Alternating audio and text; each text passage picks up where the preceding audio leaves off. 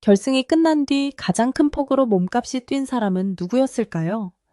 먼저 결론부터 말하면 시장의 시선이 가장 강하게 몰린 인물은 우승자 성리였습니다. 방송 전에는 이름보다 무명이라는 수식어가 더 익숙했던 가수가 2026년 5월 13일 생방송 결승에서 최종 4일패 사점을 기록한 뒤 단숨에 전국 투어와 고정 예능 행사, 섭외의 중심으로 이동했습니다. 일부 온라인 콘텐츠에서는 성리의 행사 출연료가 회당 2천만 원에서 3천만 원 수준까지 거론되기도 했습니다. 다만 이 숫자는 소속사나 주최 측이 공식 확인한 계약 단가가 아닙니다.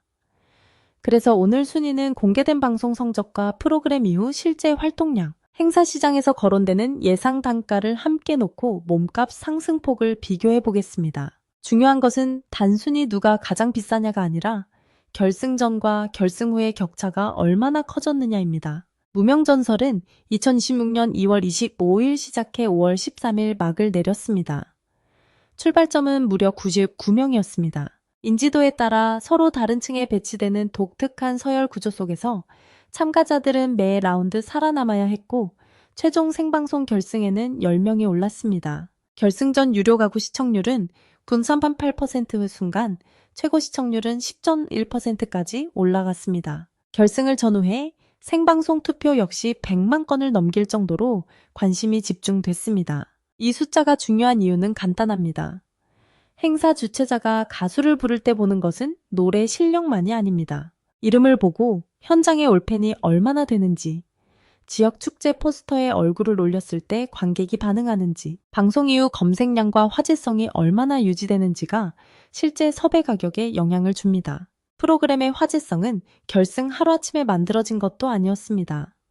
3월 15일 오후 6시 기준으로 공식 채널 관련 영상은 인스타그램 약 1000bp 23만 회, 유튜브 약 3억 1000통 19만 회, 틱톡 약 736만 회를 기록했고 새 플랫폼 누적 조회수는 약 578만 회를 넘어섰습니다. 방송 초반부터 수천만 회 단위의 클립 소비가 쌓였다는 뜻입니다. 이런 온라인 노출은 무명 가수에게 특히 큰 자산입니다. 예전에는 이름을 검색해도 자료가 거의 없던 사람이 한 번의 무대로 수십만, 수백만 회 조회수를 만들면 행사 기획사 입장에서는 위험 부담이 줄어듭니다. 이미 대중 반응이 검증됐다고 판단할 수 있기 때문입니다. 그래서 결승 성적은 단순한 순위표가 아니라 이후 섭외 시장에서 사용할 수 있는 일종의 성적표가 됩니다. 이번에는 최종 탑 7 가운데 상승폭과 후속 활동을 기준으로 6명을 추려보겠습니다. 여기서 한 가지는 분명히 해야 합니다. 국내 행사 출연료는 대부분 비공개 계약입니다. 같은 가수라도 기업 행사인지 지방 축제인지 방송 연계 무대인지에 따라 금액이 달라집니다. 이동거리와 공연 시간, 밴드 구성 시즌에 따라서도 차이가 납니다. 따라서 인터넷에 떠도는 단일 숫자를 확정 출연료처럼 말하는 것은 위험합니다. 오늘 언급하는 금액은 공개 보도와 온라인에서 거론된 시장 추정치를 구분해서 봐야 합니다. 위는 이창민입니다. 이창민은 결승에서 중간 합산 2.64점, 실시간 문자 투표 오보 국총 6점을 더해 최종 2곡 6.6점으로 유위를 차지했습니다. 그런데 이창민은 다른 참가자들과 출발점부터 달랐습니다. 그는 2008년 2AM으로 데뷔했고 2026년 기준 데뷔 19년 차라고 직접 밝혔습니다. 이미 발라드 가수로 이름값과 방송 경험을 갖고 있었기 때문에 무명전설 이전의 몸값 자체가 완전히 낮았다고 보기 어렵습니다. 그래서 결승 이후 섭외가 늘었다고 하더라도 상승률만 놓고 보면 신인급 참가자보다 제한적일 수밖에 없습니다. 하지만 이창민에게 무명전설이 의미 없었다는 뜻은 아닙니다. 오히려 가장 큰 변화는 시장의 폭이 넓어졌다는 점입니다. 기존에는 2AM과 발라드 이미지가 강했다면 프로그램 이후에는 트로트 무대까지 소화할 수 있는 가수라는 새로운 카드가 생겼습니다. 2016년 5월 20일 서울 상암동 쇼킹 K-팝 센터에서 열린 탑7 기자간담회에서도 그는 2AM이 자신의 근본이지만 발라드와 트로트를 모두 소중하게 생각한다고 말했습니다. 몸값이 폭발적으로 오른 유형이라기보다 이미 있던 몸값에 새로운 장르 프리미엄이 붙은 경우에 가깝습니다. 5위는 황윤성입니다. 최종 4위였던 황윤성은 중간 합산 2샷 서구 3점과 문자투표 7로07점을 합쳐 3위 278.07점을 기록했습니다.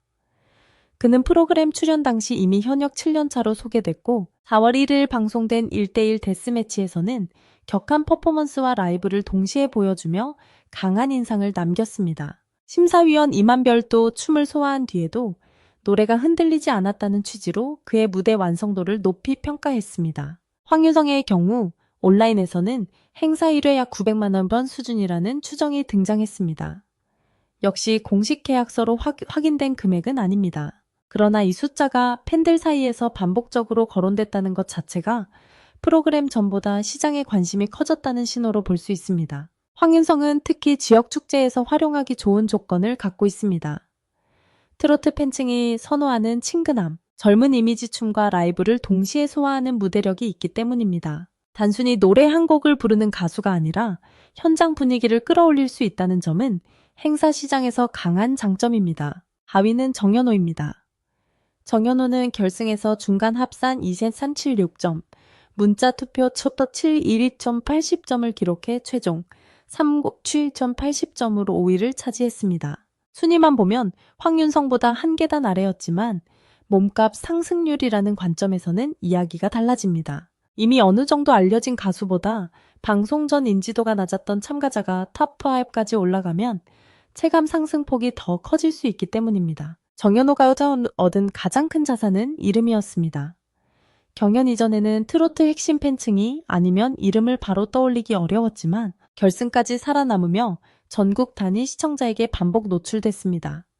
이후 7월 22일 방송된 MBN 전설의 사내에서는 신성과 맞대결을 펼치며 경연이 끝난 뒤에도 황금 시간대 음악 예능에 계속 등장했습니다. 행사 시장에서 이런 연속 노출은 매우 중요합니다. 한번 화제가 된 가수보다 매주 방송에서 얼굴을 보여주는 가수가 섭외 담당자 입장에서는 더 안전한 선택이기 때문입니다. 정연호의 정확한 행사비는 공개되지 않았지만 무명전설 이전과 이후의 인지도 차이를 감안하면 상승률 면에서는 상위권에 놓을 만합니다. 3위는 하루입니다. 하루는 이번 프로그램이 만든 가장 강력한 다크호스 가운데 한 명이었습니다. 2026년 5월 13일 결승에서 김종환의 100년의 약속을 불렀고 중간 합산 2.7점에 문자 투표 9.3점을 더해 최종 3호 지하 진정 스폭점으로 2위를 차지했습니다. 우승자 성리와 비교하면 최종 점수 차이는 챌린베이 470점이었지만 프로그램 시작 전의 인지도를 생각하면 준우승 자체가 엄청난 반전이었습니다. 하루는 5월 20일 기자간담회에서 이번이 자신의 첫 오디션 도전이었고 결승까지 올라 2위를 할 줄 몰랐다는 취지로 이야기했습니다. 이 말이 바로 몸값 상승의 핵심을 설명합니다. 이미 여러 경연을 거친 유명 가수가 다시 상위권에 오른 것과 첫 오디션에서 전국 2위를 차지한 것은 시장이 받아들이는 충격이 다릅니다. 방송 직후 하루는 성리, 장한별과 함께 탑3로 묶여 각종 콘텐츠에 등장했고 7월 7일 방송된 MBN과 채널S, 전현무 계획 4에서는 성리, 장한별과 함께 경남 사천 먹트립에 출연했습니다. 음악 무대 밖 예능까지 영역이 넓어진 것입니다. 행사비는 정확한 공식 수치가 공개되지 않았습니다. 하지만 준우승이라는 타이틀 탑5 단위의 방송 노출, 후속 예능 출연이 이어졌다는 점을 고려하면 방송 전보다 섭외 단가가 크게 움직였을 가능성은 높습니다. 특히 하루처럼 이전 시장 가격이 높게 형성되지 않았던 인물은 출연료가 몇백만 원만 올라가도 상승률은 기존 유명 가수보다 훨씬 커질 수 있습니다. 그래서 절대 금액보다 상승폭을 보는 이번 순위에서 3위에 놓을 수 있습니다. 2위는 장한별입니다. 장한별은 결승에서 패티김의 그대 내 친구여를 선택했고 중간 합산 2.37점과 문자투표 8817의 8비점을 합쳐 최종 353.82점으로 3위를 차지했습니다. 하루와의 최종 점수 차이는 불과 28.48점이었습니다. 사실상 결승 마지막 순간까지 2위와 3위를 놓고 초접전을 벌인 셈입니다. 장한별의 몸값 상승을 특별하게 보는 이유는 경연 이후 활용 가능한 시장이 매우 넓기 때문입니다. 그는 한국 활동만 경험한 가수가 아닙니다. 과거 말레이시아 판나는 가수다에서 외국인 최초 우승을 했다고 방송에서 밝혔고 현지 드라마와 예능에도 출연한 경력이 있습니다. 또 호주에서 치과대학에 다녔던 이력까지 공개됐습니다. 2026년 7월 전현무 계획 4에서는 호주 치과의사 첫 해 연봉이 약 1억 2천만 원 정도라고 이야기하며 안정적인 진로를 포기했던 과거를 꺼냈습니다. 온라인에서는 무명 전설 이후 장한별의 행사비가 이전보다 여러 배 올랐다는 주장과 함께 2천만 원대, 많게는 2초 500만 원 안팎의 숫자까지 거론됐습니다. 하지만 이 역시 공식 확인된 계약 금액은 아닙니다. 그럼에도 장한별이 2위에 오른 이유는 분명합니다. 국내 트로트 무대, 일반 예능 해외 행사, 영어 진회생이 필요한 글로벌 이벤트까지 확장할 수 있는 카드이기 때문입니다. 출연료는 단순히 노래 실력으로만 결정되지 않습니다. 한 사람이 얼마나 다양한 무대에서 활용될 수 있는지가 중요합니다. 장한별은 무명 전설 이후 그 활용 가치가 가장 크게 재평가된 참가자 중 한 명입니다. 그리고 1위는 성리입니다. 성리는 2026년 5월 13일 신유의 애가를 불러 중간 합산 2784점을 기록했습니다. 여기에 실시간 문자투표 2000점을 더해 최종 47784점으로 초대 우승자가 됐습니다. 하루의 문자투표 점수 935 53점과 비교하면 성리는 문자투표에서만 7670점을 더 받았습니다. 단순한 심사 점수 우승이 아니라 실시간 팬 화력까지 확인된 결과였습니다. 성리에게 돌아간 것은 트로피 하나가 아니었습니다. 우승 상금 1억 원, 신곡 음원 발매, 전국 투어 콘서트 크루즈 팬미팅, 제주도 세컨하우스 우승자 이름을 건 프로그램, 우승자를 주인공으로 한 영화 제작까지 파격적인 혜택이 걸려 있었습니다. 이 정도면 결승 다음 날부터 가수의 시장 가치가 달라질 수밖에 없습니다. 행사 주최자 입장에서 성리라는 이름 앞에는 이제 무명 가수가 아니라 MBN 오디션 초대 우승자라는 설명이 붙습니다. 더 결정적인 것은 경연 이후 노출이 끊기지 않았다는 점입니다. 탑세븐은 5월 20일 디너쇼를 시작으로 전국 투어 일정에 들어갔습니다. 6월에는 이창민을 제외한 6명이 무명 전설 터피식스 무대로 다시 팬들을 만났고 7월에는 후속음악 예능 전설의 사내로 활동이 이어졌습니다. 7월 22일 방송에서는 성리가 재하와 맞붙고 마지막에는 강문경과 승부를 벌였습니다. 이날 프로그램 2부 평균 시청률은 5초 1%, 분당 최고는 5촌 4%를 기록했습니다. 경연이 끝난 지 2달이 넘었는데도 우승자가 계속 황금 시간대에 노출되고 있다는 뜻입니다. 온라인에서는 성리의 행사 출연료를 회당 2천만 원에서 3천만 원 수준으로 보는 주장까지 나왔고 2,500만 원이라는 숫자가 반복적으로 등장했습니다. 다시 강조하지만 소속사가 공식 발표한 고정 단가는 아닙니다. 실제 행사는 조건에 따라 달라집니다. 하지만 방송 전 성리가 도배 기술까지 배우며 가수의 꿈을 포기할 고민을 했다고 밝힌 과거와 비교하면 지금의 위치 변화는 숫자 하나보다 훨씬 큽니다. 데뷔 후 오랜 시간 버티던 가수가 99명 가운데 1위가 됐고 전국 투어와 예능 팬미팅, 신곡, 영화까지 연결되는 중심 인물이 됐습니다. 이것이 성리를 상승폭 1위로 보는 가장 강력한 이유입니다. 결국 6명을 다시 정리하면 이렇습니다.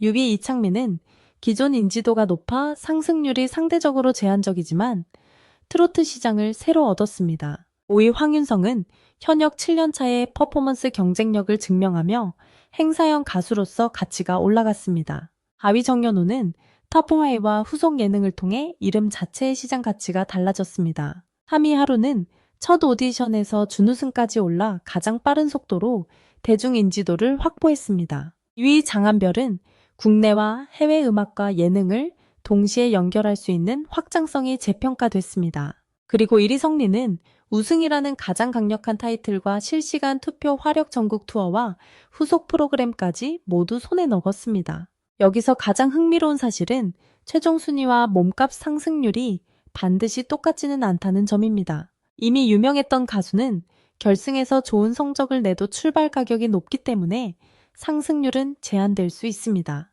반대로 방송 전 시장 가격이 거의 형성되지 않았던 무명 가수는 행사비가 몇 배만 뛰어도 인생이 바뀝니다. 결국 오디션의 진짜 승부는 결승 당일 끝나는 것이 아닙니다. 방송이 끝난 다음 섭외 전화가 얼마나 늘어나는지, 팬이 실제 공연장까지 따라오는지, 새로운 프로그램이 그 가수를 다시 찾는지에서 두 번째 승부가 시작됩니다. 2016년 5월 14일 밤, 대제 성리와 하루의 차이는 점수로 기록됐습니다.